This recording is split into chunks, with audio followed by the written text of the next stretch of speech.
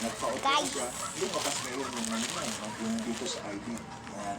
Delikado rin. Buksan na natin. Ulitin ko. Ito ay So, order ni Mami. kung ito'y nasa lahi ninyo. Meron tayong tinatawag na familial hypercholesterolemia. Ito po yung namamana o inherited. Na instead na pera, yung magulang, ang pinamana ay yung Hindi nyo makita. masakit. Okay? So, inherited yan. So, wala tayong magawa. So, maski na kayo rin yan o maski na dumaan ka sa surgery, posible rin na maulit. Maaaring hindi doon sa lugar na kung saan Ayan tayo. inayos, kundi sa ibang parte naman. Okay. So, I'm sure naiintindihan niya. Ngayon, anong danger? So, binanggit na natin yung mga may santoma, Subuksan na natin. yung mga ganun, binanggit na natin. Ano yung Guys, danger? bago yung dapat ko sa Binanggit ko na Ay, pag may this. ganyan, malaking tsansa na meron din kayong atherosclerosis. Atherosclerosis. Short. Marami po sa inyo, di ba? Nagpa-x-ray, lumakas atherosclerotic. Ayun. Atherosclerotic. Ayun. Yung sa x-ray. Nakita yung ito pa pinakamalaki. Unboxing. Ang tawag doon, Yung suklay. atherosclerosis.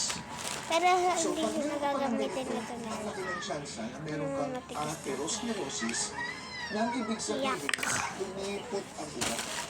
Suklay na lang. So, pag Madali lumipot ang lang. ugat mo, ano mangyayari? Hindi niya ang pagdaling ng dugo. Imagine nyo kung Let's open na.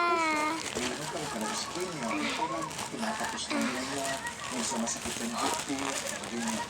So, yun po yung Okay, ito na yung bubble wrap na palagi nyo yung nakikita. chances yun na baka Na tumataas. nilalaro ng mga bata pa. Bata pa naman ako. At nangyayari. So, yun yung mga dahilan kung bakit nagkakaroon ng Kaya ako ng ano. And lastly, ito yung pangatlo. Arcus senilis. Arcus senilis. Yung salitang arcus galing sa salitang art. Art. Pagkatapos senilis parang sa salitang sinay na edad. So ito naman yung isang kondisyon. Nakitignan mo ang mata ng pasyente. Yung itim ng mata ang tawag iris. Yung pag-ipot ng mata niya doon sa itim, makikita mo parang Ay. singsing na kulay. May isa pang bubble wrap, guys. Yan po yung tinatawag na arcus senilis. Yan po yung mga cholesterol deposit. Sa matagal na panahon, sa kakakain nyo ng mga mamantiga, naging impact na. Minsan, hapon lang yan. Kung nag-umpisa pa lang. Kung ito yung mata na itim, no? Makikita mo, nakaganon lang yung parang singsing. Pero pag matagal na, buo na yung singsing na yan.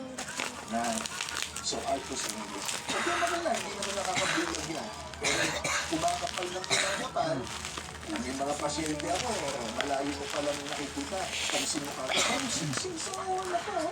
Yan. So, makikita niyo po yan. Tingnan niyo sa salamin, ha?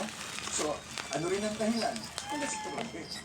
So, ibig ko sabihin, kung pinanood niyo itong lecture na to, yun pala yung sign ng mataas ng cholesterol. So, ano gawin? Ipagpasok tayo ng cholesterol. Para makaalaman. Tapos, kung makita mo mataas, Another bubble wrap. isa yun yung dieta, exercise. Okay, sa tablet ko. Kung kinakailangan ng gamot, gamot. Kasi kung sobrang taas na yun ang cholesterol, yung total cholesterol mo sobrang taas. Kailangan natin na magkaroon ka ng chest pain. Ate, o sakit meron ka sa ng puso. tablet. O kaya ma-stroke ka, saka ka makinig sa doktor. Diba? Yun, may dadagdag. Ito na yun sa tablet na malaki. Kadalasan dalawang mata yan. So dalawang mata titingnan mo, parang singsing. Hindi na tanong, Dok, bakit sa isang mata meron, sa isang wala? Check mo nga, ito isang mata, bakit sa singsing meron? Adi!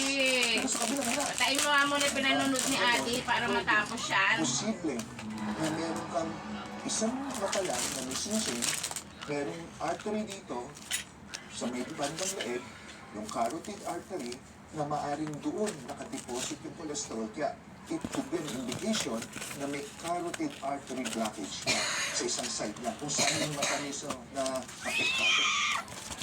Diba? Ang sarap na matuto tayo, diba? O, palakpakan mo na dyan! Okay. Diba masarap? Ngayon, ang tanong, ba't sinabi mo arcus senilis? Senilis, matanda senior So, citizen. isusukat ko na muna sa tablet. tablet. Ako, 30 pa lang ako. Pakita ko, meron akong puti. Yan ang problema. Kasi kung ito ay below 60 at below 50, pagpalagay na, at nakita mo yung sinasabi kong sing-sing na puti, pag-check mo ng cholesterol mo, mataas. Ibig sabihin mo, mataas ang cholesterol mo, bata ka pa lang. Yan yung mga may familial hyperlipidemia na tinatawag. Mataas ang kanyang lipid. Lipid is yung cholesterol, triglyceride, bad cholesterol. Yan yung tinatawag na lipid. Kaya pag nagpa-test kayo, ang tawag nyo Meron lipid tayo profile. dito. So pag nagpapa-examine kayo ng Tempered dugo, ang pinapa-examine nyo, glass. lipid profile, hindi yung cholesterol lang. Ganda Yung nung mga lalagyan pasyente ng kasi, tempered ay gusto ko glass. makatipid, cholesterol lang ang pa-check natin. Useless. Bakit? Taas nga yung cholesterol, normal yung cholesterol mo, yung taas ng triglyceride mo. Natin siya. O kaya, normal yung cholesterol mo, pero yung Open. bad cholesterol, hindi mo pina-check. Iba po kasi yung total cholesterol sa bad cholesterol.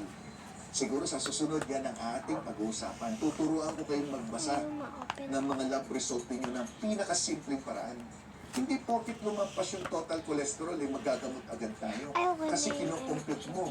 Ano ba yung total cholesterol? Ilang bahagi yung good cholesterol sa bad cholesterol sa total cholesterol? Halimbawa, sa buong mundo, kung mas marami ang mabait, ayos lang. Ang masama, kung mas marami yung masama. Di ba? So yan ang ituturo ko sa susunod. Yan. Okay ba? Okay? So dito nyo lang natutunan yan, ha? O, kaya mag-subscribe kayo. Tsaka i-like naman ninyo para ganahan ako. Hindi ba sa inyo? Dumadayo lang dito. Hindi man lang mag-like, hindi man lang mag-subscribe. May puna pa. Ano mga puna? Dok, ang baduy ng joke mo. Eh bakit? Eh hindi naman ito. Bibikit. Pinapatawa ko yung mga senior citizen na may sakit eh. Ha? Ano pa kayo? Ha? Ha? Bye-bye. Kita lang ito, batukan kita.